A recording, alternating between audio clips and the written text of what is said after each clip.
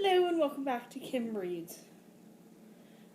The night was dry and still, silent except for the far-off throb of fiddles and the gentle whir of crickets in the tall grass.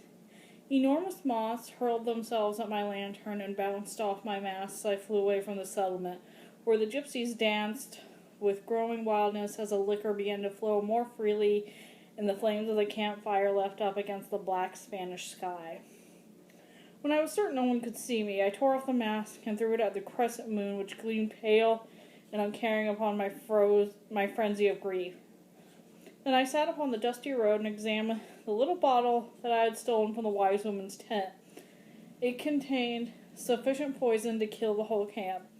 I did not intend that there should be any mistake over the dosage. Unscrewing the little glass stopper and checking the bitter aroma with which emerged, I hesitated. The magic talisman of death was in my hand, my skeleton's hand, and all that prevented me from using it to escape from this nadir of despair was the sudden nagging relative of a memory I thought I had discarded. Father Mansart's homily on the deadly of sins of murder and suicide had been impressed on me at an age when most children are struggling to master the credo. Murder and suicide, he had told me grimly, were equal crimes in the eyes of the Lord, and brought an undiscrimination damnation upon the perpetrator. The suicide lies in an unhallowed grave, and the gates of heaven remain closed to him forever.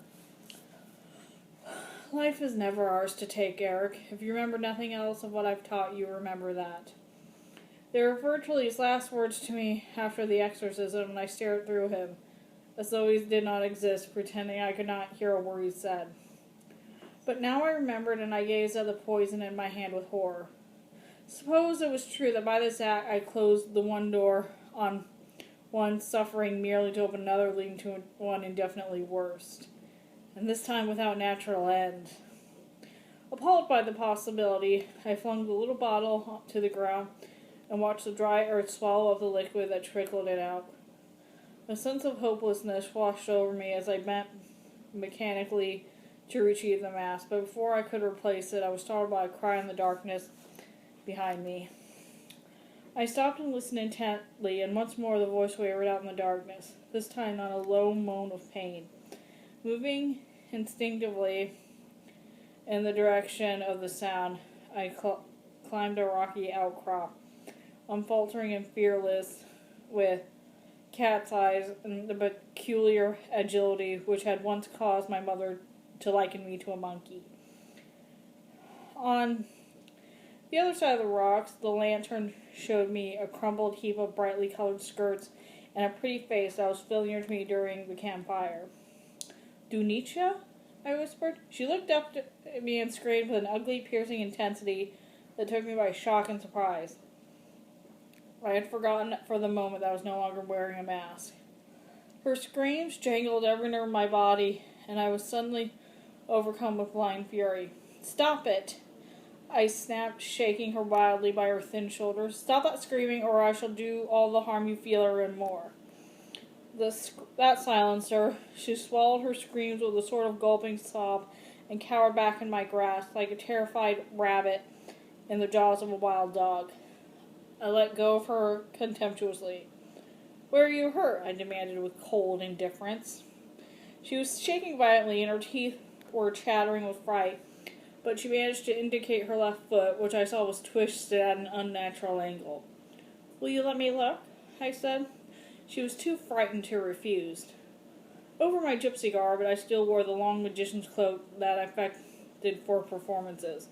Removing it, I tore a strip from the bottom and then wrapped the rest of the robe around her shoulders, for it was bitterly cold beneath the clear mid-April sky, and her skin was chilled and moist with shock. I felt the broken bone in her ankle at the first probe of my fingers and immobilized the joint as best I could. She fainted when I touched her, though whether from pain or sheer terror it was impossible to tell. I wasn't unduly concerned or surprised, and at any rate made my task that much easier. When I had finished, I sat down on the nearby rock and waited for her to come to her senses. The light of my lantern traced the curve of her breast, and a thought came to me that I hastily pushed away in disgust. I did not touch her, and after a while the urgent desire to do so ebbed away, leaving me calm and cold once more, entirely in control of my body. The first adolescent stirring of desire was fierce but transient, and I felt curiously triumphant at having mastered it. I was suddenly quite warmly disposed to this girl who made me feel that I never fear the rages of love. Lust was nothing special after all, simply a rush of blood, an animal instinct that I could contain and control, just as successfully as I could control my voice. This girl was pretty, but I did not love her, so perhaps God had been merciful after all and not made me as other boys. Perhaps I will never love anyone. Elation and relief surged through me at the thought, and I wish she would wake up so I could begin to thank her for this wonderful sense of release. Lust was nothing, and I did not love her. I did not love, and I no longer felt the need to die of crushing misery. Everything was going to be all right after all. She opened her eyes at my face and looked hastily away with a shudder. I have never seen you before without the mask, she whispered. Really? A little warm of gratitude trembled, and with all the desire to thank her. You must be the only person in the camp who has not. Perhaps I should charge you for the privilege of a private viewing. Fear returned to her eyes, and I signed and picked up the mask which lay beside me on the ground, replacing it with a gesture that had become second nature to me. You have nothing to fear, I said quietly. I'm not going to hurt you. I never hurt anyone. But, before, you said, oh, that. I gave a shrug of indifference. That was only because you made me angry. I hate it when people scream at me. All those stupid women screaming and fainting around my cage. You can't imagine how much I hate it. She sat up a little, her eyes still wary upon me, but her breath coming with greater ease as the mindlessness of her terror abated. Everyone says you are evil. You work for the devil as an apprentice and ride a dragon. I finished her derisively. Do you honestly think I would stay with Javert if I had a dragon to ride? She smiled faintly. I suppose not. How strange it is to talk to you just as if you were like everyone else. A sick cold wave passed over me, and I suddenly had the horrible feeling I was going to cry, just when I thought I was done with crying forever. That quiet, unthinking little comment completely shattered my composure and my newfound resignation. I am like everyone else, I burst out angrily. Inside, I am just like everyone else. Why should that seem so strange? She was silent, staring at me curiously, and I found I could no longer meet her gaze. She did not understand what I was telling her, but at least she was no longer afraid of me. I suppose that was something. What were you doing out here? I asked after a moment. Why are you not at the wedding feast? Something passed over her face, a fleeting look of guilty defiance. That's none of your business, she said rather sharply. I stared at her in honest disbelief, for suddenly I saw there could be only one explanation for her absence. You have been meeting a lover? I breathed in awe. A gorgio lover? She glared at me. And what if I have? Your father will beat you and drive you from the camp if he finds out, I said easily. I knew there was no worse crime a gypsy daughter would commit than to betray her proud race with a gorgio. Mixed blood was deeply frowned upon. When her angry bravado abruptly disappeared and she burst into noisy tears, I did not know what to do. Where's your lover? I demanded uncomfortably. Why has he left you alone? Is he coming back for you? Her face contorted with rage, and she clenched her fist on the hard ground. He promised to marry me, the Spanish pig. He promised. Oh, they were right about gorgios, filthy, lying gorgios. May the devil rot with him. I hope his manhood shrivels up and drops off on his wedding night. I was glad I was wearing the mask, for I knew I had turned fiercely red with embarrassment. 3 years among the gypsies had not hardened me to their healthy, unshamed vulgarity. What are you staring at me like that for? She demanded. Hostility. I wasn't staring. I was hastily apologetic. Not only was she no longer afraid of me, she now seemed to remember that she possessed at least 5 years' seniority. A cold aloofness had crept in her voice, and I felt myself growing younger and more stupid by the minute beneath her contemptuous glance. "They will be coming to look for you soon," I told her. "They must not find you here." I leaned forward to give her my hand, but she recoiled in disgust. "Don't touch me," she spat unexpectedly. "If you touch me, I shall scream until the whole camp hears and comes and find out." I was stunned. We had conversed like human beings, but now suddenly I was an animal again. Then I looked at her face in the light of the lantern as I saw its guide.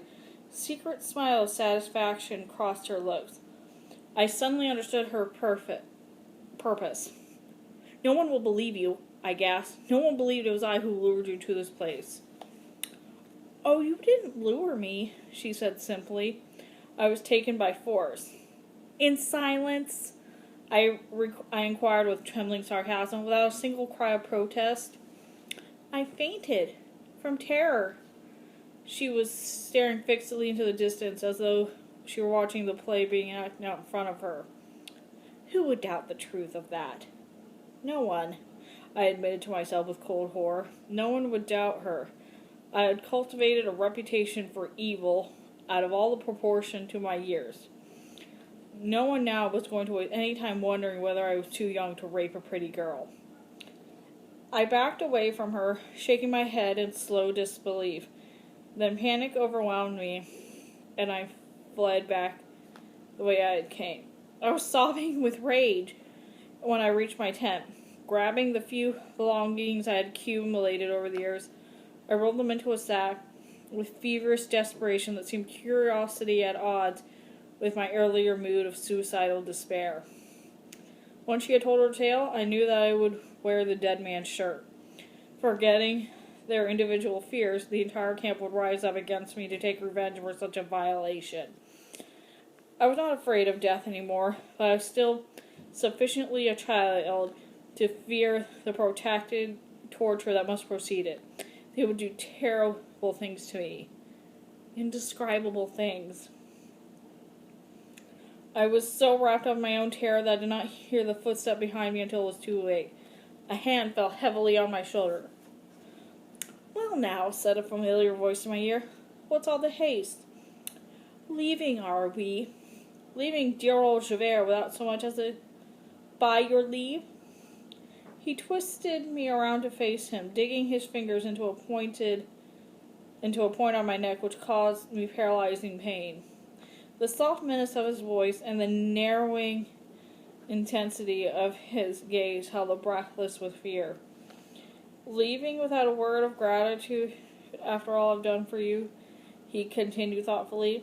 Look, after you like my own flesh and blood, and now you think you'll up and off. Oh no, my dear, I don't think so. You don't escape from Javert as easily as that." As his hands ripped free the buttons from my shirt, I gave a gasp of shock. The shameful, nameless horror that had been hovering over me like a breath of foul air had now descended so unexpectedly that I was powerless to struggle against his strength. As I watched him take off his belt, I knew instinctively that this was no simple beating. This was terror as yet beyond my imagination. His hand slid carelessly down my body beneath my open shirt, and I shivered. "How cold you are," he complained. "As cold as the dead, ice water running in your veins, but no matter, I shall soon warm you." "Please." I jerked away from his hand, and he laughed as he forced me on the floor. I began to fight in earnest then, with savage desperation I should not employ for simply for my life. "That's better," he said with strange satisfaction. "That's much better. You're surprisingly strong, aren't you?" I could see I could not have delayed that last little lesson much longer. "No one will ever want you as much as I do. Certainly no woman. Do you realize that? Do you realize the great honor I'm about to do to you? No, of course you don't. Proper little innocent that you are, for all the tales they tell about you around the campfire. Pure as driven snow in spite of your clever tricks. Well, not for much longer. This, my dear, is the end of your innocence. He put one hot hand between my legs, and then I understood. I did not know how it would be possible, but deep inside I understood what was going to happen to me. Rape! Why had I thought that was a fate reserved exclusively for women? I stopped fighting and lay perfectly still, watching him discard his dirty clothes on the floor beside me. I see you've decided to be sensible, he remarked. That's good. That's how I like it. A little healthy struggle to whet the appetite. And then a little accommodation. What must I do? I whispered hollowly. Take off your clothes and your mask, and I'll show you. I sat up warily, controlling my senseless panic. No sudden movement, nothing to cause him alarm. I saw him relax visibly as the evidence of my wary resignation. When he turned away carelessly to kick off his boots, my hand closed on the hilt of his knife that was protruding from beneath his discarded belt. I waited just long enough for him to turn his back on me. Then I plunged up the knife in the obscene, wobbling mass of flesh which concealed his gut. I was shocked and thrilled by the extraordinary intensity of pleasure as I felt the knife slide effortlessly between the layers of skin and bury itself up on the hilt. Shocked that I should register that extraordinary sensation precisely where his indecent hand had touched me. I watched Javert's eyes bulge in incredulous disbelief, his mouth sag and quiver on a soundless gasp. His hands clutched helplessly at the fountain of blood which spurted from him when I calmly removed the knife. I gazed at the crimson torrent with dispassionate, almost academic surprise. It was as though I had burst a skin of wine.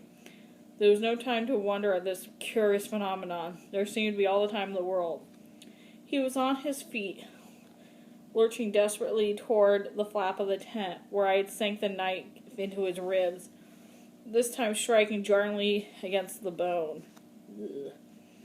His hands closed over mine as I jerked the blade free, but his strength was draining rapidly away, and he could not hold me. I swung his arms free in an arc and brought the knife down for the final time, implanting it squarely in the sweating hollows of his throat. He fell like a stone at my feet. I stared down at his mutilated body with panting ecstasy and watched his jerking death throes without a flickering sense of remorse or revulsion. It had been so easy and so incredibly satisfying that I could hardly believe my good fortune. 5 minutes ago I had been an innocent, terrified child. Now I was a man, with a remarkably efficient murder to my credit. I felt intoxicated with power as I wiped the knife clean on Javert's shirt and tucked it back in the sack which lay on my pallet. Quietly, unhurriedly, I gathered up the sack and made my way to his tent, where I quietly located the leather bag in which kept all his profits from my performances. There was nothing furtive or frightened about the manner in which I had crossed the camp and calmly took my favorite horse from the tethered group. I no longer feared discovery. No man would lay a hand on me and live to boast of it. I was leaving now because I chose to leave. And I left not in the fear of my own safety, but in contempt for my past weakness, my childish terrors, and my spineless despair. The end of innocence. I had outgrown the limitation of this petty little tribe of wanderers. I no longer needed the dubious protection of a perverted villain. My childhood was at an end, and the world beckoned my unique talents. I had only